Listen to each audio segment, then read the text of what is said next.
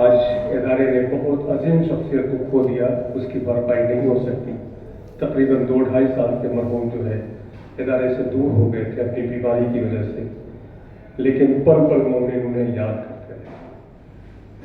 آئیے اسی بیان کے ساتھ کربلا والوں کا واقعہ سنانے کے لیے مولانا موصوف سے ہم گزارش کرتے ہیں کہ مولانا میں محفوظ محمد وآل محمد صلی اللہ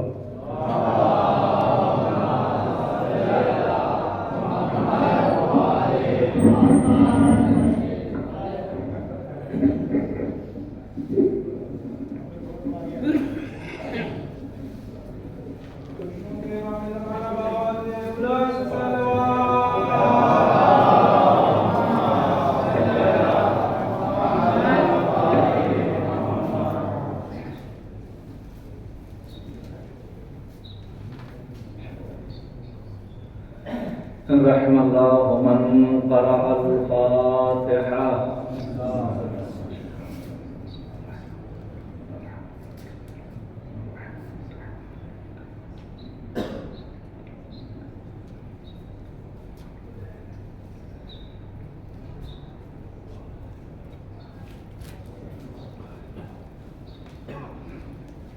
حسبنا اللہ ونعم المولا ونعم النصير۔ أعوذ بالله من الشيطان الرجيم، بسم الله الرحمن الرحيم۔ الحمد لله رب العالمين، الصلاة والسلام على سيدنا ونبينا وشفيع ذنوبنا وطبيب نفوسنا مولانا ومولى الثقلين جد الحسن والحسين أبي القاسم محمد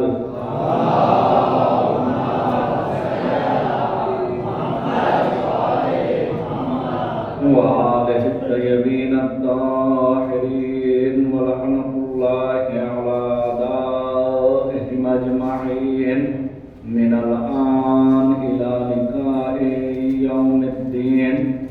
أما بعد، فقد قال رسول الله صلى الله عليه وآله وسلم: بسم الله الرحمن الرحيم، ذكر علي عبادة وأفضل العبادة صلاة محمد۔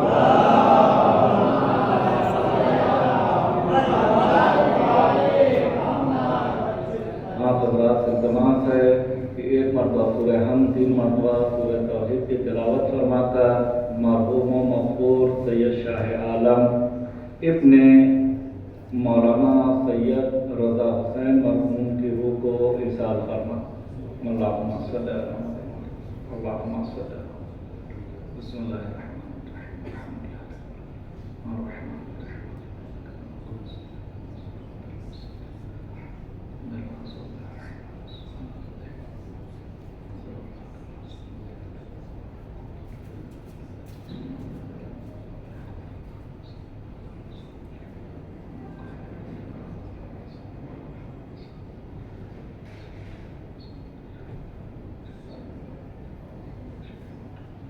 صلوات پڑھے محمد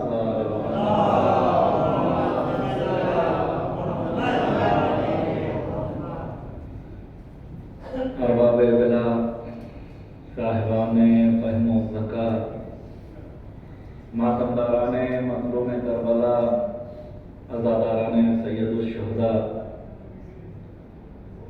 آج کی یہ مجلس ایک ایسے شخص، ایک ایسے بندے مومن، بلکہ یوں کہوں کہ ایک ایسی شخصیت کہ جو ہر دل عزیز تھی، جس نے بھی سنا عزیز و اقارب کو تو چھوڑ دیں، شریک حیات کو تو چھوڑ دیں، بھائیوں کو چھوڑ دیں، دوست اور احباب جاننے والوں نے جب خبر رحلت سنی، ہر کسی کا دل مغموم اور غمزدہ ہو گیا۔ کیوں کچھ لوگ اس دنیا میں اس طریقے سے زندگی گزارتے ہیں کہ ہر کوئی دوست رکھتا ہے کہ وہ ہمارے درمیان زیادہ زندہ رہیں. انہی صفات کے مالک اور حامل تھے اور ہمیشہ کہا کرتے تھے کہ مولانا صاحب اگر کسی کو آدمی دے تو اس طریقے سے دے کہ اگر داہنے ہاتھ سے دے تو بائیں ہاتھ کو خبر نہیں ہونا چاہیے. بارہا ایسا اتفاق ہوا ہے کہ خود ہم جانتے ہیں کتنے لوگوں کو، کتنے مریضوں کی مرحوم نے جہاں تک ہو سکا اپنے ذاتی پیسے سے مدد کیا اور کبھی بھی پیچھے نہیں ہٹتے تھے. لہذا آج ان کے چلے جانے کی وجہ سے تمام جاننے والوں کے دل کیا ہیں، غم زدہ ہیں. خداوند متعال سے یہی دعا ہے کہ مرحوم کو خداوند متعال کروٹ کروٹ جنت عطا فرمائے، ان کی قبر پر اپنی رحمتوں کا نزول فرمائے. تمام پسماندگان، خاص طور سے شریک حیات ان کی بیٹیاں، بھائی، تمام عزیز اقارب کو، تمام پسماندگان کو خدا صبر جمیل عطا کرے. آج کی یہ مجلس ہم وہیں سے شروع کریں گے انشاءاللہ.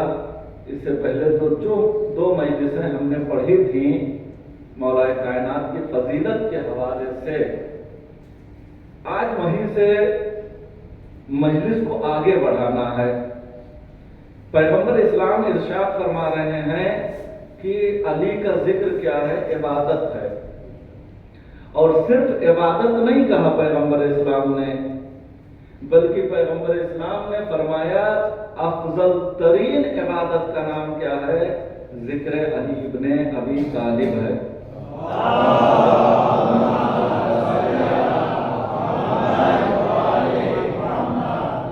صرف ان کا ذکر کرنا عبادت نہیں ہے، بلکہ پیغمبر اسلام نے کہا ان کا ذکر سننا بھی عبادت ہے.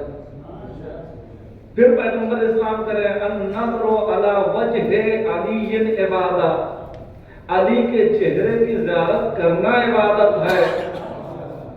یہیں پہ پیغمبر اسلام نہیں رکے، بلکہ پیغمبر اسلام فرماتے علی خیر البشر. پیغمبر اسلام کے بعد اس دنیا میں اگر کوئی سب سے افضل ہے تو وہ میرے مولا کی ذات ہے، وہ میرے مولا کی ذات ہے. عزیزو دیکھیں، آج تک تاریخ کائنات میں کوئی دکھلا نہیں سکا ہے کہ کسی نے سلونی کا دعویٰ کیا ہو اور اپنے دعوے پہ پورا اترا ہو. آپ مجھے کوئی ایک مورد دکھلا دیجئے. آئے تو بہت سے لوگ، ایک صاحب آئے منبر پہ اور انہوں نے سلونی کا دعویٰ کیا، کس کے مقابلے میں؟ میرے مولا کے مقابلے میں. اللہ اکثر ایسے لوگوں کو مومنات سے ذلیل کرواتا ہے. جو میرے مولا کے مقابلے میں آتے ہیں نا، ان کو مومنات یعنی مولا کی چاہنے والیوں سے ذلیل کرواتا ہے. ایک مومنہ کھڑی ہو گئی، کہے آنے والے، اے سلونی کا دعویٰ کرنے والے، ذرا یہ تو بتا دے کہ جناب آدم پہ حج واجب تھا کہ نہیں؟ جناب آدم پہ حج واجب تھا کہ نہیں؟ اس نے سوچا اگر ہاں کہتے ہیں تب بھی صحیح ہے، سوال تو بڑا آسان کر لیا ہے، اور نہ بھی کہیں تب بھی کوئی تصدیق کرنے والا ہے نہیں. کیوں؟ جناب آدم اول البشر ہیں کہ نہیں ہے؟ اس نے کہا ہاں حج واجب تھا. اس نے سوچا سوال تمام ہو گیا، لیکن نہیں پتا یہ جو سوال کرنے والی ہے نا باب مدینۃ العلم سے متصل ہے. کیا سننا عزیزو؟ باب مدینۃ العلم سے متصل ہے. ایک مرتبہ کہا اگر حج واجب تھا تو سر کا مڈانا بھی تو واجب رہا ہوگا. کہا ہاں. پھر اس نے کہا بھائی اگر ہاں کہتے ہیں تو تب بھی، نہ کہتے ہیں تب بھی، کوئی تصدیق کرنے والا نہیں ہوگا. اس نے کہا ہاں سر کا مڈانا واجب تھا. اس مومنہ نے کہا اے سلونے کا دعویٰ کرنے والے، ارے ذرا اس حجام کا نام تو بتا جس نے جناب آدم کا سر مونڈا تھا. عزیزو جیسے اس نے کہا فوراً یہ منبر سے اترا اور اپنے گھر چلا گیا. اس مومنہ نے کہا سن، سلیمی کا دعویٰ کرنا صرف میرے مولا کو زیب دیتا ہے. صلوات پڑھے محمد وآل محمد کا. لیکن اسی کے مقابلے میں عزیزو میرے مولا سے لوگ سوال کرتے رہے، لیکن کبھی مولا نے نہیں کہا کہ مجھے سوال کا جواب نہیں پتا ہے۔ دیکھیں کچھ خارجیوں نے 8-10 لوگوں نے رات بھر میٹنگ کیا تھا، چلو علی سے ایسا مشکل سوال کریں کہ جس کا 2 جواب ہو، علی جو بھی کہیں گے ہم لوگ ان کو گھما دیں گے، دیکھتے ہیں علی کیسے جواب دیتے ہیں۔ لہذا مولا کے پاس آئے اور آنے کے بعد کہا کہ میں ایک چرواہا ہوں، میں نے گوسفند پال رکھے ہیں، ان کی حفاظت کے لیے کتے بھی پال رکھے ہیں، توجہ کریے گا، کہا کتے بھی پال رکھے ہیں، ہمارے یہاں ایک بکری کو ایک بھیڑ کو ایسا بچہ پیدا ہوا ہے جس میں کچھ صفات کتوں کے ہیں اور کچھ صفات گوسفند کے ہیں، آپ بتائیے کہ اس کو میں گوسفند کا بچہ مانوں یا کتے کا بچہ مانوں؟ مولا نے کہا اس کے سامنے لے جا کے گھاس رکھو، گوشت رکھو، اگر گھاس کھا لے تو گوسفند کا بچہ ہے اور اگر گوشت کھا لے تو کتے کا بچہ ہے۔ اب یہ تو سوال کرنے کے لیے آئے نہیں، مولا کو پھنسانے کے لیے آئے۔ کہا مولا کر کے دیکھا، کبھی گوشت کھا لیتا کبھی گھاس کھا لیتا ہے، کبھی گوشت کھاتا ہے کبھی گھاس کھا لیتا ہے۔ تو مولا نے کہا اچھا اس کے سامنے پانی رکھ کے دیکھو، اگر وہ چاٹ کر پیے تو کتے کا بچہ ہے، گھونٹ کر پیے تو بکری کا بچہ ہے۔ کا مولا کر کے دیکھا، کبھی چاٹ کے پیتا ہے کبھی گھونٹ کر پینے لگتا ہے۔ مولا نے کہا اچھا یہ کرو کہ اس کے بیٹھنے کا طریقہ دیکھو، اگر پیروں کو توڑ کے بیٹھے تو گوسفند کا بچہ ہے، پھیلا کے بیٹھے تو کتے کا بچہ ہے۔ کہا مولا یہ بھی دیکھا، کبھی پھیلا کے بیٹھ جاتا ہے تو کبھی موڑ کے بیٹھتا ہے۔ عزیزو مولا نے کہا اس کے پیشاب کرنے کے طریقے کو دیکھو، اگر پیر اٹھا کے کرے تو کتے کا بچہ، اگر اٹھا کے نہ کرے تو گوسفند کا۔ کہا مولا یہ بھی دیکھا، کبھی اس طریقے سے کرتا کبھی اس طریقے سے کرتا ہے۔ بس ایک مرتبہ میرے مولا نے کہا سنو جا کر اس کو ذبح کرو، اگر آنتیں نکلتی ہیں تو کتے کا بچہ ہے، اوجڑی نکلتی ہے تو بکری کا بچہ ہے۔ اب کیسے کہے مولا کبھی آنتیں نکلتی کبھی اوجڑی نکلتی ہے، اس لیے کہ ذبح تو ایک بار کر سکتا ہے۔ سب آپ پڑھے محمد وآل محمد وآل۔ عزیزو یہ وہ کارخانہ علم ہے نا جہاں سے کوئی انسان یہ کبھی توقع کر کے آئے ہی نہیں کہ میرا مولا جواب نہیں دیں گے۔ بہت سے لوگ آئے، ایک نے سوچا کہ چلو اتنا لمبا سوال کرتے ہیں کہ علی جواب دیتے دیتے تھک جائیں، کوئی نہ کوئی نام چھوٹ جائے گا، ہم کہہ دیں گے علی کو یہ نام نہیں آتا تھا۔ آئے کہا مولا یہ بتائیے وہ کون سے جاندار ہیں جو انڈے دیتے ہیں، وہ کون سے ہیں جو بچے دیتے ہیں؟ سوچا ہوگا مولا ایک ایک کا نام گنائیں گے۔ مولا نے کہا سنو جا کے دیکھو جن کے کان ظاہر ہوتے ہیں بچے دیتے ہیں، جن کے کان ظاہر نہیں ہوتے وہ انڈے دیتے ہیں۔ کہا جا کے قیامت تک تحقیق کرتے رہو، دیکھ لینا علی کا کہا ہوا صحیح ہے کہ صحیح نہیں ہے۔ لہذا عزیزو اگر کوئی اس در سے متصل ہو جائے، قسم خدا کی دنیا جب اس در سے متصل ہونے والوں کو جواب نہیں دے سکتی۔ شیخ مفید علیہ الرحمہ کا نام سنا ہے کہ نہیں؟ ہمارے بزرگ عالم دین، جب تک شیخ مفید زندہ رہے دشمنوں کی ناک میں دم کیے رہے۔ جس دن ان کا انتقال ہوا دشمنوں نے کہا آج ہمیں سکون مل گیا، اب راحت سے ہم لوگ کچھ راتیں سو سکتے ہیں۔ شیخ مفید علیہ الرحمہ کے زمانے میں قاضی عبد الجبار ایک بہت بڑا عالم دین بغداد میں تھا۔ ایک دن شیخ مفید علیہ الرحمہ اس کے درس میں گئے اور دروازے پہ جا کے بیٹھ گئے۔ جب اس نے درس شروع کیا شیخ مفید علیہ الرحمہ کھڑے ہوئے اور کہنے لگے کہ شیخ جی اگر اجازت ہو تو میں آپ سے ایک سوال کر لوں۔ توجہ کریے گا کہ دیکھیں جو در علی سے متمسک ہوتا اس کے علم کا کوئی اندازہ نہیں لگا سکتا۔ شیخ مفید علیہ الرحمہ نے کہا کہ اگر اجازت ہو تو میں سوال کروں۔ کہا تمہیں اجازت ہے؟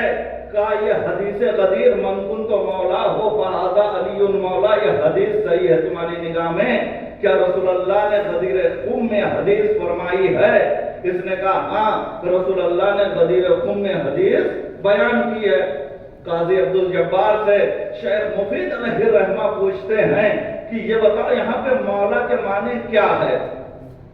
بھائی بہت سے لوگ آج کہتے ہیں کہ مولا کے معنی دوست کے ہیں، کہا مولا کے معنی اولیت کے ہیں، یعنی سردار کے ہیں۔ کہا مانتے ہو نا؟ کہا ہاں مانتے ہیں۔ تو کہا پھر جب اس حدیث کو مانتے ہو کہ غدیر خم میں پیغمبر اسلام نے 1.25 لاکھ حاجیوں کے درمیان مولا کائنات کی ولایت کا اعلان کیا، تو پھر مولا کو خلیفہ کیوں نہیں مانتے؟ بھائی مولا کو خلیفہ کیوں نہیں مانتے ہو؟ یہ تینوں لوگوں کو کیوں مانتے ہو؟ قاضی عبدالجبار نے جواب دیا، کہا سنو، رسول اللہ نے غدیر میں فرمایا یہ کیا ہے؟ روایت ہے، اور خلیفہ بنتے ہوئے لوگوں نے ان کو اپنی آنکھوں سے دیکھا، یہ درایت ہے۔ کہا کوئی عقل مند انسان درایت کے ہوتے ہوئے روایت پر عمل نہیں کرتا ہے۔ عزیزو، انہوں نے تو اپنے اعتبار سے بہت صحیح جواب دیا۔ ایک مرتبہ شیخ مفید علیہ الرحمہ نے کہا اچھا یہ بتاؤ، رسول اللہ نے فرمایا کہ نہیں یا علی حرب کا حربی و سلم کا سلمی، اے علی تیری جنگ میری جنگ ہے، تیری صلح میری صلح ہے۔ یعنی اگر کوئی علی سے جنگ کرے تو گویا اس نے رسول اللہ سے جنگ کی۔ کہا ہاں یہ حدیث صحیح ہے۔ تو ایک مرتبہ شیخ مفید علیہ الرحمہ نے کہا پھر یہ بتائیں شیخ صاحب، وہ جو جنگ جمل میں طلحہ، زبیر اور عائشہ گئی تھی میرے مولا کے مقابلے میں، اس کا مطلب یہ مولا کے مقابلے میں نہیں گئی ہیں بلکہ رسول اللہ کے مقابلے میں گئی ہیں، یہ کافر ہوئے کہ نہیں ہوئے؟ انہوں نے کہا بھائی دیکھو، طلحہ، زبیر اور عائشہ نے معافی مانگ لیا تھا، توبہ کر لیا تھا۔ شیخ مفید علیہ الرحمہ نے قاضی کو اسی کا جواب دیا، کہا سنو یہ جنگ پہ گئے، سب نے دیکھا یہ درایت ہے، اور تم کہہ رہے ہو توبہ کر لیا وہ روایت ہے۔ کوئی عقل مند انسان درایت کو روایت کی وجہ سے نہیں مان سکتا ہے۔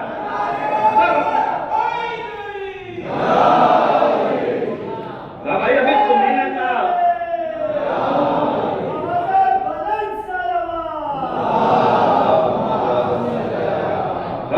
تمہیں نے تو کہا ہے کہ درایت کے رہتے ہوئے کوئی روایت کو نہیں مانتا ہے۔ بس ایک مرتبہ قاضی عبدالجبار خاموش ہو گیا اور پوچھتا یہ بتاؤ تم کون ہو؟ تم شیخ مفید تو نہیں ہو؟ کہا نہیں محمد ابن نعمان ہوں۔ کہا نہیں انتا مفید فی الدین للدین، کہا تم دین کے لیے مفید ہو۔ یہ کہہ کے اٹھا، لا کر اپنی جگہ پہ بٹھایا۔ ایک مرتبہ علماء میں ہمہمہ ہونے لگا کہ یہ قاضی عبدالجبار نے کیا کیا، شیخ مفید کو لا کے اپنی جگہ پہ بٹھا دیا۔ قاضی عبدالجبار نے کہا بھائی سنو، تم لوگ ہمہمہ کر رہے ہو، سنو میرے پاس ان کا کوئی جواب نہیں ہے، اگر تمہارے پاس جواب ہے تو دو۔ ایک صلوات پڑھے محمد وآل محمد پر۔ عزیزو، جب بات یہاں تک آ گئی ہے نا، بات غدیر کی آ گئی، تو تھوڑا سا میں چونکہ غدیری مجمع ہے، لوگ بکھرے ہوئے بیٹھے ہیں، یاد رکھیں غدیری مجمع کو رسول اللہ نے جو پیچھے رہ گئے تھے ان کو بلوایا، انتظار کیا، جو آگے بڑھ گئے تھے ان کو بھی پلٹایا۔ لہذا غدیری مجمع کی خاصیت یہ ہوتی نا، وہ آگے ہوتے نا پیچھے ہوتے ہیں۔ صلوات پڑھے محمد وآل محمد پر۔ عزیزو، آج جو ہے آپ کبھی کبھی ہماری کچھ کتابیں ہیں ان کا مطالعہ اپنے اوپر واجب سمجھیں۔ ایک کتاب ہے اس کا نام المراجعات ہے۔ یہ کوئی کتاب نہیں کسی عالم نے لکھی ہے، بلکہ 2 عالم دین کے خطوط ہیں جو جمع کیے گئے ہیں۔ سید شرف الدین جو شیعہ عالم تھے اور شیخ سلیم، اس کا اردو میں ترجمہ ہوا ہے۔ اس کتاب کو کبھی کبھی مطالعہ کریں، دیکھیں کیا علماء نے کس طریقے سے دونوں لوگوں نے خطوط کے ذریعے بحث کیا۔ اب اس زمانے میں سوچیں کہ کتنے دنوں میں خط پہنچتے رہے ہوں گے، لیکن 60-70 خطوط اس میں جمع کیے گئے ہیں۔ سید شرف الدین نے بہت سی دلیلیں دی، آخر میں انہوں نے شیخ سلیم جو سنی عالم دین تھے انہوں نے کہا بھیا مان لیا ساری باتیں آپ کی صحیح ہیں، رسول اللہ نے مولا بنایا غدیر میں مولا علی کو، سب کچھ صحیح ہے، لیکن اب رسول اللہ نے ایک حکم دیا تھا، صاحب نے نہیں مانا، اعراض کیا، زمانہ گزر گیا، چھوڑیے اس بات کو، کیوں اس کے پیچھے پڑے ہوئے ہیں؟ اب وہ صاحب نے نہیں مانا، اجماع کیا صاحب نے، غدیر کا مسئلہ اب چھوڑ دیجئے، آج کے زمانے میں کیوں اختلاف کر رہے ہیں؟ عزیزو یہ بتائیں کہ اگر اکثریت حق کو نہ مانے تو حق باطل ہو جائے گا؟ کیا رسول اللہ نے نہیں فرمایا اے عمار اگر تم دیکھو کہیں دو راستے ہیں، ایک راستے پہ میری پوری امت جا رہی ہے، دوسرے راستے پہ تنہا علی جا رہا ہے، تو تم اس راستے پہ جانا جس پہ علی چل رہا ہے۔ کہا کیوں؟ کہا اس لیے کہ حق علی کے ساتھ ہے، علی حق کے ساتھ ہے۔ صلوات پڑھے محمد وآل محمد پر۔ عزیزو آج دنیا والے کہہ رہے ہیں کہ غدیر کو اتنا پررنگ کرنے کی کیا ضرورت ہے؟ ارے بھائی آج سے 1400 سال پہلے رسول اللہ نے فرمایا معاملہ ختم ہو گیا، اصحاب نے نہیں مانا، ہم نے کہا جناب یہ مسئلہ اتنا سادہ نہیں ہے، توجہ کریے گا مختار بھائی، یہ مسئلہ اتنا سادہ نہیں ہے بھائی، غدیر ہماری شہرگ حیات ہے، اگر ہم نے غدیر کو بھلا دیا نا تو مہدویت کا کوئی معنی نہیں ہے، پھر امام زمانہ کے انتظار کرنے کی کوئی ضرورت نہیں ہے، غدیر ہمارا شناسنامہ ہے، غدیر ہماری پہچان ہے، یہ جو پیغمبر اسلام نے غدیر خم میں مولا کائنات کو دونوں ہاتھوں پہ بلند کر کے فرمایا من کنت مولا ہو فہذا علی مولا، تو یہ صرف مولا کے لیے نہیں فرمایا ہے بلکہ رسول اللہ نے فرمایا من کنت مولا ہو فہذا حسن ابن علی مولا، من کنت مولا ہو فہذا حسین ابن علی مولا، من کنت مولا ہو فہذا علی ابن الحسین مولا، من کنت مولا ہو فہذا محمد ابن علی مولا، من کنت مولا ہو فہذا جعفر ابن محمد مولا، من کنت مولا ہو فہذا موسیٰ ابن جعفر مولا، من کنت مولا ہو فہذا علی ابن موسیٰ مولا، من کنت مولا ہو فہذا محمد ابن علی مولا، من کنت مولا ہو فہذا علی ابن محمد مولا، من کنت مولا ہو فہذا حسن ابن علی مولا، من کنت مولا ہو فہذا حجت ابن حسن عسکری مولا۔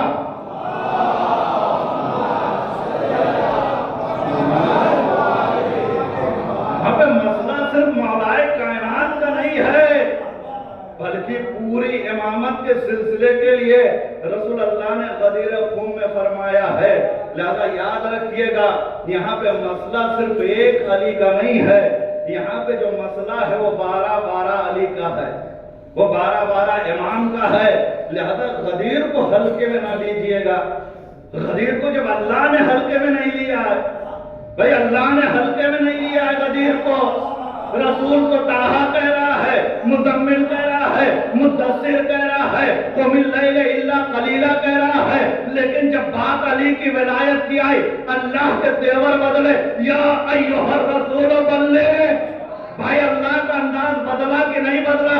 جب اللہ نے علی کی ولایت میں انداز بدلا ہے تو ہم کیوں نہ بدلے؟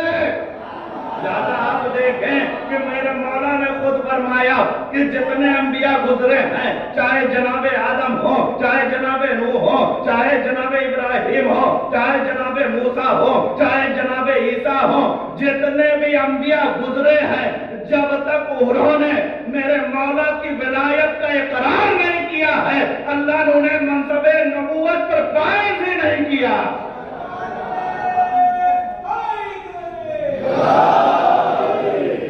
لہذا عزیزو آپ دیکھیں کہ مسئلہ ولایت کوئی معمولی مسئلہ نہیں ہے، اور قسم خدا کی جو بھی اہل بیت کے مقابلے میں آیا وہ ذلیل ہوا۔ لیکن مولا کی بہت ہی چاہنے والی جن کا نام حرہ سعدیہ ہے، یہ بی بی حرہ سعدیہ یہ کوئی معمولی بیوی نہیں تھی، جنگ صفین میں یہ مولا کائنات کی فوج میں تھیں اور مولا کائنات کے فوجیوں کا حوصلے بڑھاتی تھیں، اشعار پڑھ کے انہیں شجاعت دلایا کرتی تھیں۔ ایک دن بی بی حرہ کا آمنا سامنا کس سے ہوا؟ حجاج ابن یوسف ثقفی سے. یہ حجاج بہت ہی بڑا ظالم تھا جس نے مولا کائنات کے خاص خاص اصحاب کو قتل کرایا تھا صرف مولا کے بغض میں. جب بی بی حرہ سے آمنا سامنا ہوا تو ایک مرتبہ کہتا ہے میں نے سنا ہے کہ تم علی کو ان تینوں سے افضل سمجھتی ہو. بی بی حرہ سے کہا کہ تم فلاں فلاں فلاں کو مولا علی سے جو ہے مولا علی کو ان سے افضل سمجھتی ہو. بی بی حرہ مسکرائی کہا کسی نے تجھے غلط خبر دے دی. کہا کیوں؟ کہا کہ بھائی میں ان تینوں کو تو مولا کے غلام قمبر کی جوتیوں کے برابر نہیں سمجھتے. ان تینوں کو مولا کے غلام قمبر کی جوتیوں کے برابر نہیں سمجھتے تو علی کے مقابلے میں لا رہا ہے. ارے میں تو علی کو جناب آدم، جناب نوح، جناب لوط، جناب موسیٰ، جناب عیسیٰ، جناب داؤد، جناب سلیمان، اولو العزم انبیاء سے افضل سمجھتے ہو. تو میرے مولا کا مقابلہ ان سے کر رہا ہے. عزیزو جیسے کہا ایک مرتبہ حجاج ابن یوسف ثقفی کہتا ہے اے حرہ اگر تو آج علی کی فضیلت کو ثابت نہ کر پائی تو میں تیرے سر کو تیرے جسم سے جدا کر دوں گا.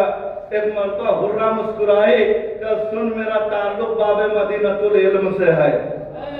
میں وہ بات کہتی نہیں جو ثابت نہ کر سکوں. کہ یہ بتا کہ تیرا علی آدم کے اوپر کیسے فضیلت رکھتا ہے. ایک مرتبہ بی بی حرہ نے قرآن کی آیت پڑھی. آیت میں بی بی حرہ نے پڑھا کہ وَعَصَىٰ آدَمُ رَبَّهُ فَغَوَىٰ کہ آدم نے اپنے رب کے عصیان کیا. کیا عصیان کیا؟ خدا نے جناب آدم کو جب جنت میں رکھا تو کیا کہا تھا؟ لا تقربا هذه الشجر، اس شجر کے قریب نہ جانا. بی بی حرہ کہتی ہیں کہ اللہ نے ان سے کہا درخت کے قریب نہ جانا، لیکن آدم نے اللہ کا حکم نہیں مانا. لیکن میرے مولا کے لیے خدا قرآن میں ارشاد فرما رہا ہے وَكَانَ سَعْيُكُمْ مَشْكُورًا. اے علی تمہاری تمام کوششیں جتنی تلاش ہوئی یہ قابل قدردانی ہیں. تم تحسین کے قابل ہو، تم تعریف کے قابل ہو. تو جب میرے مولا کی تعریف خدا کر رہا ہے، آدم کے عصیان کو خدا بیان کر رہا ہے تو افضل کون ہوا؟ بھائی افضل کون ہوا؟ ایک مرتبہ پھر یہ کہتا حجاج یہ بتا کہ تو جناب نوح اور لوط پہ افضل کیسے سمجھتی ہے اپنے مولا کو؟ سنو خدا قرآن میں ارشاد فرما رہا ہے جناب نوح اور لوط کے بارے میں کہ ضرب اللہ مثلا للذین کفروا امرأۃ نوح و امرأۃ لوط. اللہ مثال دیتا ہے ان لوگوں کی جو کفر اختیار کیے ہیں. کس کی مثال؟ جناب نوح کی عورت کی اور لوط کی بیوی کی کہ یہ دونوں میرے دو عبد صالح کے عقد میں تھی. فخانتہما دونوں نے خیانت کی. کس کے ساتھ؟ جناب لوط اور جناب نوح کے ساتھ. اللہ نے ان کا ٹھکانہ دوزخ بنا دیا. عزیزو آج دنیا فلاں کو رسول اللہ کی بیوی کہتی ہے کہ یہ رسول اللہ کی زوجہ ہے اور یہ تو دوزخ میں جا نہیں سکتی. اللہ نے جناب نوح اور لوط کی بیویوں کی مثال دے کے بتا دیا کبھی دیکھو رشتہ داری پہ مطمئن نہ ہونا. نبی کی بیوی ہونا تمہیں دوزخ سے نہیں بچا سکتا. ایک صلوات پڑھے محمد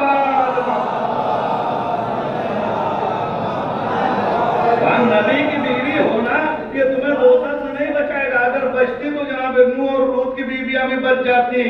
عزیزو پھر حرہ کہتی ہے کہ اور میری بیوی کے بارے میں علی کی زوجہ کے بارے میں پیغمبر اسلام نے ارشاد فرمایا ان اللہ یغضب بغضب فاطمہ ویرضى لرضاها.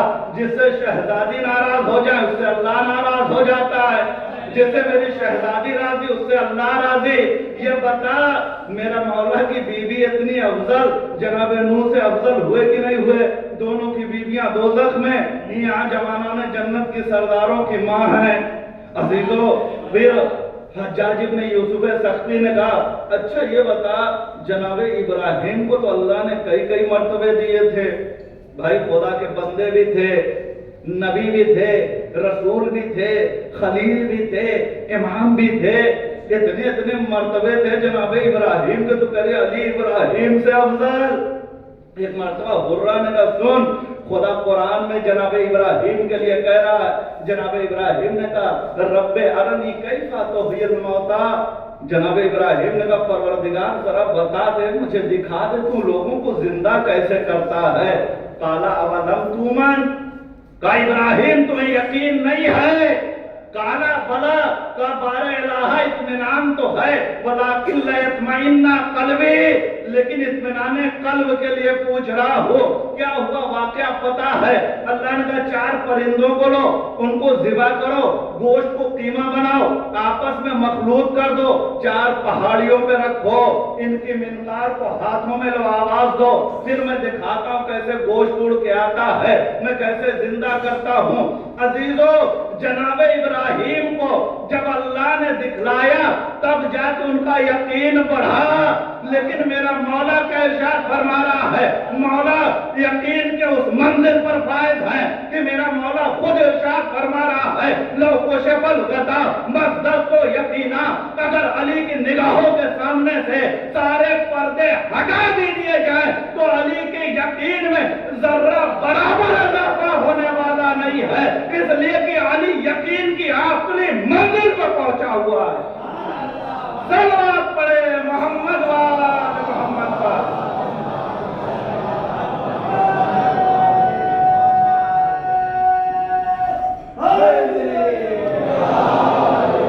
अजीजों, फिर हज्जाज कहता अच्छा ये बताओ जनाब मूसा पे कैसे अफजल हैं?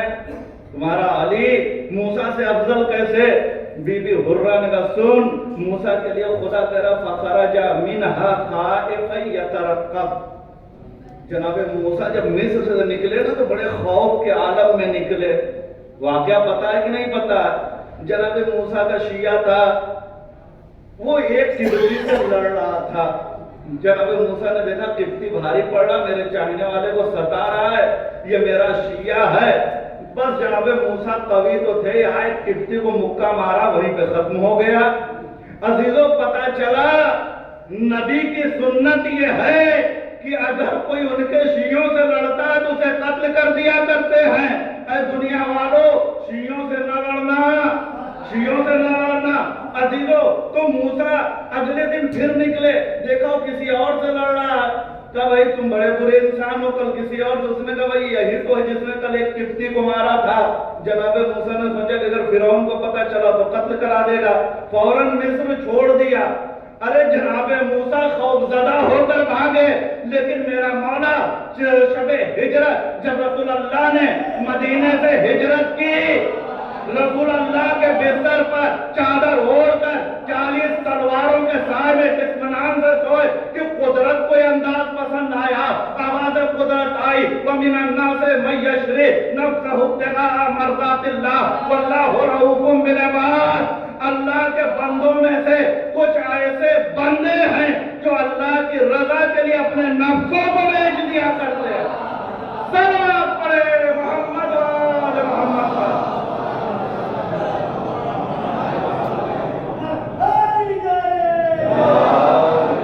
अच्छा ये बताओ कि तुम्हारा अली दाऊद के ऊपर अफजल कैसे हो गया?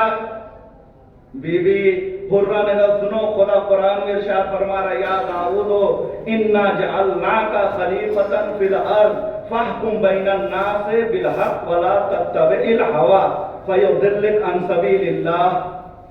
ऐ दाऊद, हमने तुमको जमीन पे क्या किया है? अल्लाह का खलीफा बनाया है। बस तुम लोगों के दरमियान जो कज़ावत करो ना, वो अदालत के साथ करो, अदालत के साथ करो। अजीजों, जनाबे दाऊद एक दिन कज़ावत कर रहे थे, चरवाहा आया और एक बाग का मालिक आया। बाग के मालिक ने कहा जनाब दाऊद से कि इसकी भेड़ों ने हमारे खेत और बाग को नुकसान पहुंचाया। जनाब दाऊद ने फैसला किया भेड़ों को बेचो और जो पैसा मिले उसकी भरपाई करो। खुदा कह रहा है पापा हमना सुलेमान, हमने जनाब सुलेमान को असल मसला उससे आगाह करा दिया। जनाब सुलेमान छोटे से थे, टहल रहे थे, कहा बाबा क्या यह फैसला सही नहीं है कि बजाय भेड़ों के बेचने के बजाय اس کے اون سے اور اس کے دودھ سے جو منافع ہو اس کا بھرپائی کی جائے۔ جناب داؤد نے کہا ہاں یہ فیصلہ تو زیادہ اچھا ہے۔ تو سنو، جناب داؤد کو اللہ نے فیصلے کرنے کے لیے رکھا، قضاوت کے لیے رکھا، لیکن قضاوت میں جناب سلیمان نے ان کی مدد کی۔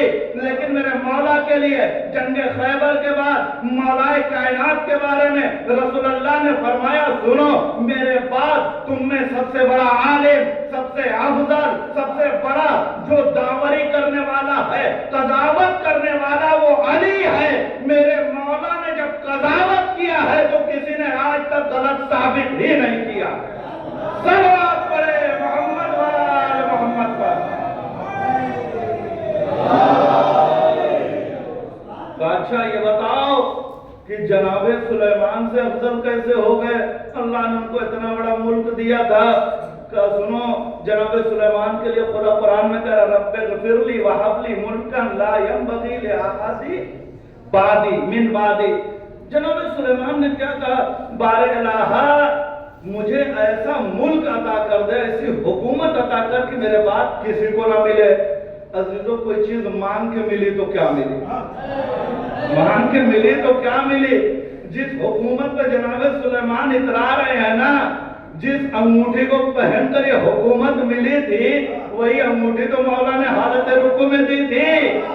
بی بی حرہ نے کہا سن، میرا مولا فرماتا ہے اے دنیا میں نے تجھے 3 بار طلاق دیا ہے، جس کے بعد رجوع کی امید نہیں ہے۔ ارے سلیمان وہ ہے جو حکومت مانا کرتے ہیں، میرا مولا وہ ہے جو دنیا کو اپنی ٹھوکروں میں رکھتا ہے۔ صلوات پڑھے محمد وآل محمد پر۔ اچھا یہ بتاؤ، آخری نبی کا جناب عیسیٰ کے اوپر کیسے افضلیت رکھتے ہیں؟ تو بی بی حرہ نے کہا خدا قرآن میں ارشاد فرمایا اذ قال اللہ یا عیسیٰ ابن مریم انت قلت للناس۔ خدا قرآن میں کہہ رہا ہے اے عیسیٰ ابن مریم، کیا تم نے لوگوں سے کہا کہ میری ماں پر مجھے خدا مانو؟ یہ استفہام انکاری ہے۔ یاد رکھیں، خدا جو کہہ رہا ہے نا استفہام، یعنی تم ہرگز ایسا نہیں کہہ سکتے ہو، تم ایک نبی ہے۔ لیکن خدا نے کہا تو اللہ نے کہا ٹھیک ہے، قیامت کے دن ان کو ہم سزا دیں گے۔ تو جناب عیسیٰ کو اگر کوئی خدا مانے تو اس کی سزا قیامت تک مؤخر ہو سکتی ہے، لیکن میرے مولا کے سامنے جب کسی نے غلو کیا، میرے مولا نے اسے فوراً ضبط کر کے بتایا کہ دیکھو اگر کوئی مجھے رب مانے گا تو میں اسے فوراً سزا دوں گا۔ صلوات پڑھے محمد وآل محمد پر۔ کہا میرے مولا سے کسی نبی کا مقابلہ نہیں ہو سکتا ہے، کوئی نبی میرے مولا کے مقابلے میں ٹھہر ہی نہیں سکتا ہے۔ حجاج ابن یوسف نے کہا آفرین بر تو اے حرہ، یقیناً تم نے بہترین جواب دیا، پھر انعام و اکرام دیا تو پتا چلا کہ اہل بیت کے چاہنے والے وہ ہیں جو دشمن سے بھی انعام لے لیا کرتے ہیں۔ آیا تھا گردن ماننے، لیکن انعام دے کے پلٹا، انعام دے کے پلٹا۔ ایک صلوات پڑھے محمد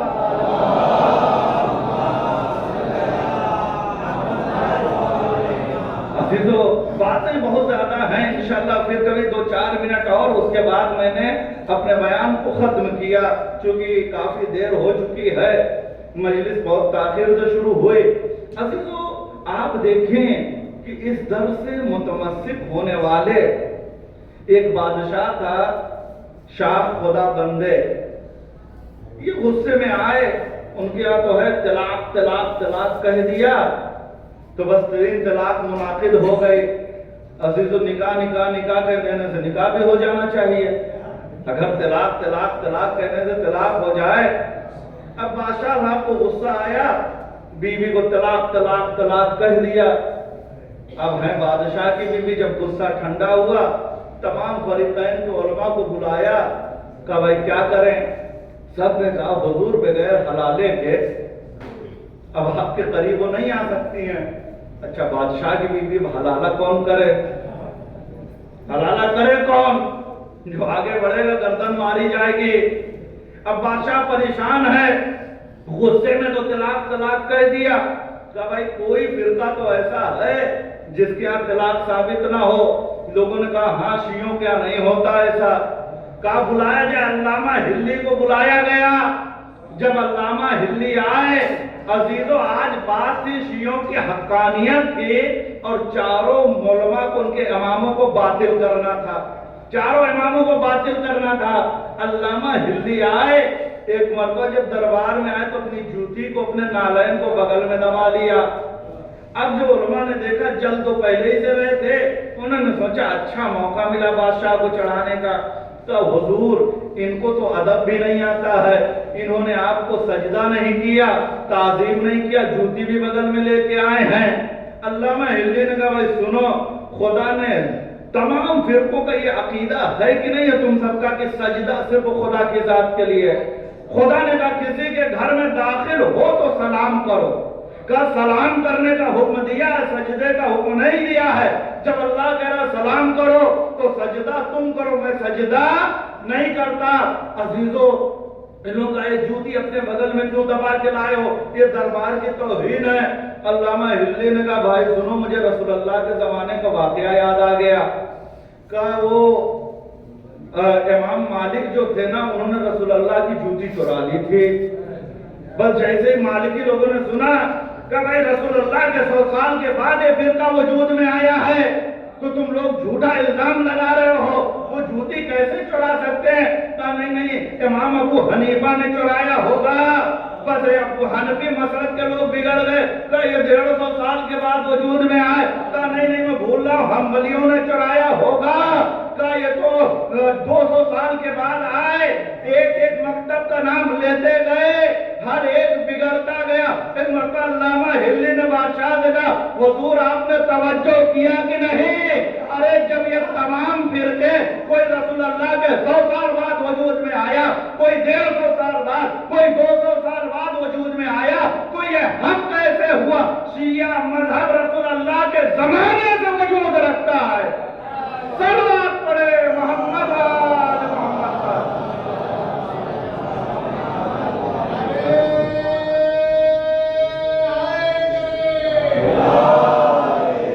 عزیزو ایک جوتی سے مسئلے کو حل کر دیا۔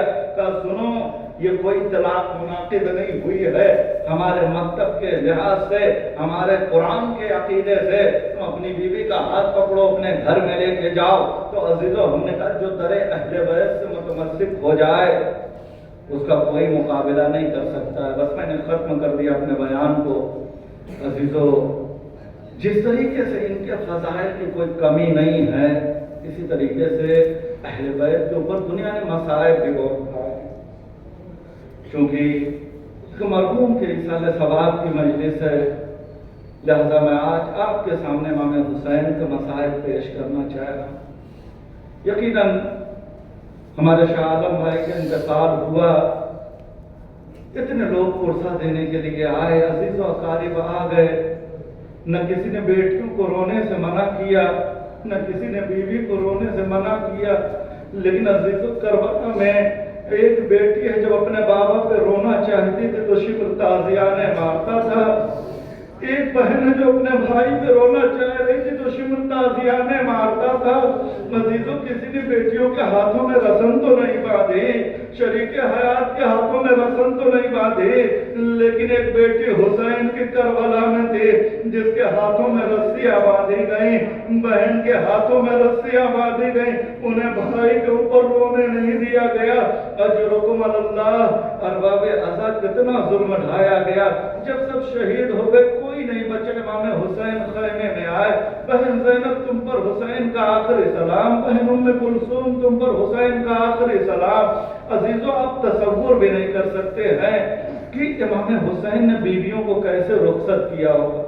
نہ ہمارے قلب میں اتنی طاقت ہے کہ ہم امام حسین کی رخصتی کو پڑھ سکیں، نہ آپ کے قلب میں اتنی طاقت ہے کہ آپ برداشت کر سکیں، بس تصور شرط ہے۔ اس لیے کہ جب مولا عباس نے بیویوں کو ڈھارس سے بھی آقا حسین زندہ ہیں، علی اکبر شہید ہوئے ڈھارس سے حسین زندہ ہیں، اب مولا جا رہا نا، اب کوئی نہیں ہے۔ جب بیویوں نے کہا کہ آقا ہمیں کس کے سہارے چھوڑ کر جا رہے ہیں، इमाम हुसैन ने सबको सब्र की तलकीन की। अब यहाँ से मसाइब, चूंकि मिंबरों से बीबी उम्मे कुलसूम का तस्करा बहुत कम होता है, मैं मसाइब यहाँ से शुरू करूंगा जो बीबी उम्मे कुलसूम से रवायत नकल होती है। बीबी उम्मे कुलसूम कहती है, एक मरतबा मैंने देखा मेरा भैया उस खैमे की जानिब जा रहा है जहाँ सहाब के लाशें रखे हुए हैं। मेरा दिल चाहा भैया के कदमों को पकड़ लूं, भैया उस खैमे में न जाए, अब कोई जिंदा नहीं है, लेकिन मेरे कदम ना उठे। हुसैन बड़ी मतानत से, बड़ी वकार से खैमे के करीब आए, पर्दा उठाए, मेरे शेरों, मेरा साहब तुमने अपना हक अदा कर दिया, अब तुम्हारे आका की बारी है। इमाम हुसैन आए, बड़ी मतानत के साथ घोड़े पे सवार हुए। अजीजों चलना चाह रहे हैं लेकिन घोड़ा कदम आगे नहीं बढ़ा रहा है। एक मतलब इमाम ने कहा मेरे अस्पे बावफा फरजंदे फातिमा की आखिरी सवारी है। घोड़े ने पैरों की तरफ इशारा किया, चूंकि बीबी सकीना की बारगाह है लिहाजा ये फिक्रा पढ़ना चाह रहा हूँ। पैरों की तरफ इशारा किया, इमाम ने देखा बीबी सकीना घोड़े के पैरों से लिपट हुई कर रही, मेरे बाबा के घोड़े, मेरे बाबा को मक्तल में ना ले जा, इसलिए कि सुबह से जो भी मक्तल में गया वापस नहीं आया। इमाम घोड़े से उतरे, बेटी सकीना आपने रुखसत कर दिया था, तो बाबा बाबा जाइए, मैं आपको जाने से नहीं रोकती, लेकिन बाबा आखिरी बार अपने सीने पे मुझे लेटा ले। अजीज इमाम ज़मीने करबला पे लेट गए, बीबी सकीना इमाम हुसैन के सीने पे लेटी। तो बाबा एक मर्तबा मेरे सर पे इस तरीके से हाथ फेर दे जिस तरीके से यतीमों के सर पे हाथ फेरा जाता है। अरे बीवी को पता है मेरा बाबा चला जाएगा, उसके बाद कोई हाथ फेरने वाला नहीं मिलेगा। एक अजीब सवाल किया, ना बाबा ये बताएं, अरे आप मक्तल में जाएंगे, शहीद हो जाएंगे, सकीना जब तक आपके सीने पे नहीं सोती थी, सकीना को नींद नहीं आती थी, आज से मैं किसके सीने पे सोऊंगी? तो बेटी आज से दस्तूर बदल जाएगा, आज से तुम्हारा भैया वो अपने बाबा के सीने पे सोएगा, तुम अपनी माँ के सीने पे सोना। अजरुकुम अल्लाह। अजीजों बीबी उम्मे कुलसूम कहती मेरा भाई चला, मैंने क्या देखा, अचानक निगाहों के सामने से पर्दे हट गए। मैंने क्या देखा, कुछ बुजुर्ग हैं जो सर में खाक डाले हुए या हुसैन अलविदा, या हुसैन अलविदा कहते हुए मेरे भाई की सवारी के पीछे दौड़ रहे हैं। मैंने कहा बहन ज़ैनब, अरे जो मेरी निगाहें देख रही क्या आप भी देख रही हैं? ना हाँ हाँ, कहा चलो चल के भैया से पूछते हैं। जनाब ज़ैनब ने फरमाया महलन महला अपना ज़हरा, फरजंद फातिमा जरा ठहर जाए, ये भैया कौन बुजुर्ग है जो आपके पीछे जा रहे? तो ज़ैनब याद है जब मैंने अली अकबर को रुखसत किया था ना, तुम्हें बताया था ना कुर्बानी आगे आगे होती है, कुर्बानी देने वाला पीछे होता है। जब मैंने अली अकबर को रुखसत किया, अली अकबर की सवारी आगे थी, मैं पीछे पीछे था। अरे मैं मक्तल में जा रहा हूँ, ये मेरा नाना रसूल खुदा, मेरा बाबा अली मुर्तजा, मेरा भैया हसन है जो मेरा हुसैन अलविदा, हुसैन अलविदा। अजीजों बस मैं जल्दी जल्दी खत्म कर रहा हूँ। इमाम मक्तल में आए, वो बेपनाह जंग की, अरे जालिमों तुमने मेरे अब्बास के बाजुओं को कलम कर दिया, मेरे अली अकबर के सीने को जख्मी कर दिया, मेरे कासिम को जिंदगी में पामाल कर दिया। आओ हुसैन से जंग करो, आओ हुसैन से जंग करो। कोई हुसैन के मुकाबले में नहीं आ रहा है। वो शेर गजबनाक की तरह मेरे आका ने हमला किया। बस एक मर्तबा अजीज इमाम एक बुलंदी पे गए, इमाम अपनी तलवार का टेक लगा के खड़े थे, इतने में कोई सफों को चीरता हुआ आगे बढ़ा, कहा अस्सलाम अलैकुम या अब्दुल्लाह, अल्लाह के बंदे तुझ पर मेरा सलाम। इमाम हुसैन ने कहा भाई तो इनमें से नहीं लगता। कहा आपने पहचान कैसे लिया कि मैं इस मजमे से नहीं हूँ? कहा भाई इतने बड़े मजमे में रसूल के नवासे को कोई सलाम के काबिल नहीं समझता। तूने मुझे सलाम किया, मैं समझ गया तो इनमें से नहीं है। कहा मैं तिजारत के लिए सफर पे गया हुआ था, जब वापस आए बेटी ने कहा बाबा आप करबला नहीं गए? मैंने कहा बेटी करबला में क्या है?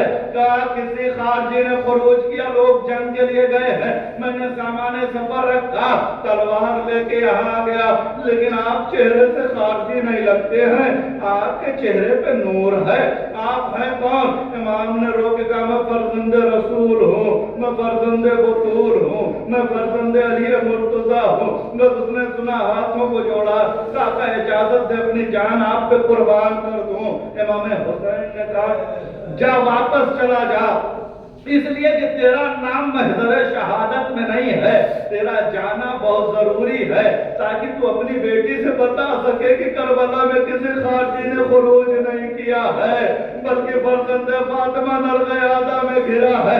अजीजों जैसे ही मुड़ा, इमाम ने कहा सुन, तेरी बेटी जब तू निकल रहा था ना तो अंगूठी के लिए बोली थी, तू अंगूठी लाना भूल गया, ये ले हुसैन की अंगूठी ले जाके अपनी बेटी को दे देना।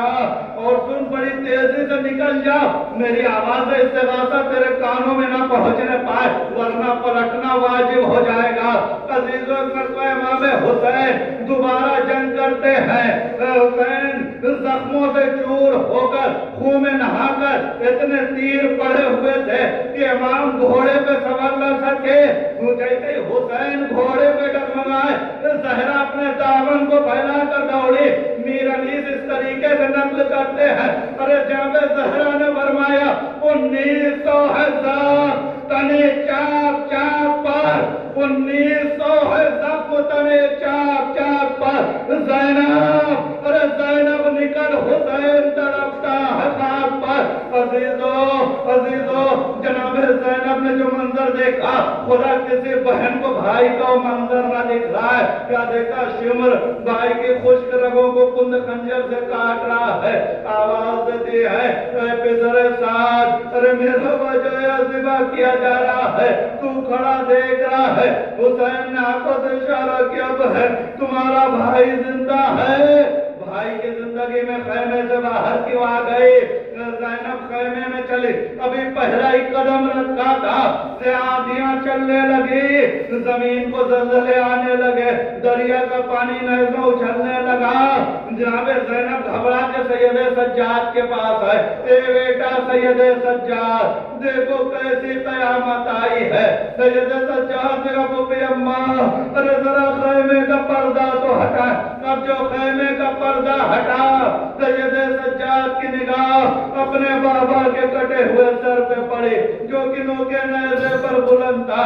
तड़प कर कहते सलाम अलैकि या अबा अब्दुल्लाह, अस्सलाम अलैकि अबना रसूलिल्लाह। ए फूफी अम्मा, अरे हमारा बाबा मारा गया, हम यतीम हो गए, आप बिन भाई की हो। अला लानतुल्लाह अलल कौमिज़ ज़ालिमीन, सयअलमुल लज़ीना ज़लमू अय्य मुनक़लिबिन यनक़लिबून। बहरहाल तुझे बादशाह मोहम्मद और आले मोहम्मद अलैहिस्सलाम का हमारे इस मुख्तसर सी अज़ा को कबूल फरमा। बहरहाल हमारे नाज़ों को रुमाले जनाब सैयदा में जगह इनायत फरमा। बहरहाल हमारे नाज़ों को रोज़े महशर हमारी शफाअत का ज़रिया करार फरमा। बहरहाल मरहूम की मग़फ़िरत फरमा, उन्हें जवारे आइमे मासूमीन में जगह इनायत फरमा, उनके कब्र को बाग़ जन्नत से बाग करार फरमा। ऐ मेरे महबूब, उनके उखरवी मनाज़िर को उनके लिए आसान करार फरमा। ऐ मेरे महबूब, तमाम पसमानदगान को ख़ास तौर से उनकी शरीक हयात, उनकी बेटियों को, उनके भाइयों को सब्र जमील अता फरमा। ऐ मेरे महबूब, तमाम हाज़िरीन मजलिस की नेक हाजात को पूरा फरमा। हमें जो लोग परेशान हाल, उनकी परेशानियों को दूर फरमा। जो लोग मक़रूज़ हैं, गैब से उनके कर्ज़ों की अदायगी फरमा। जो लोग मरीज़ हैं, बीमार करबला के सबसे उन्हें शिफ़ाए कामिल और आजिल अता फरमा। ऐ मेरे महबूब, तुझे बादशाह मोहम्मद और आले मोहम्मद अलैहिस्सलाम के इस दुनिया के जिस गोशे में जहाँ कहीं भी शियाने हैदर कर्रार मुहिब्बीन अहले बैत मौजूद है, उनकी जान, माल, इज्जत, आबरू, नामूस की हिफाजत फरमा। ऐ मेरे महबूब, सबसे बेहतरीन बात हमारे आका और मौला के ज़ुहूर में ताजील फरमा। हम सबको इमाम के आवाम अंसार में शुमार फरमा। व तक़ब्बल मिन्ना इन्नका अंतस समीउल अलीम। आप हज़रात से इल्तिमास है कि एक मरतबा सूरह हम, 3 मरतबा सूरह तौहीद की तिलावत फरमाकर मरहूम मक़बूर सैयद शाह आलम इब्ने मौलाना सैयद रज़ा हुसैन साहब की रूह को बख्शे। अल्लाहुम्मा सल्लि अला मुहम्मद, अल्लाहुम्मा सल्लि अला मुहम्मद, अल्लाहुम्मा सल्लि अला मुहम्मद। बिस्मिल्लाहिर्रहमानिर्रहीम, अर्रहमानिर्रहीम, सिरातल लज़ीना अनअमता अलैहिम, गैरिल मग़ज़ूबि अलैहिम वला قل هو الله احد الله الصمد قل له كفوا احد اللهم صل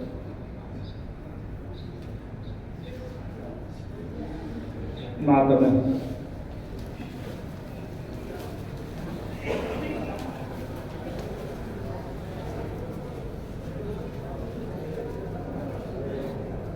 Thank you.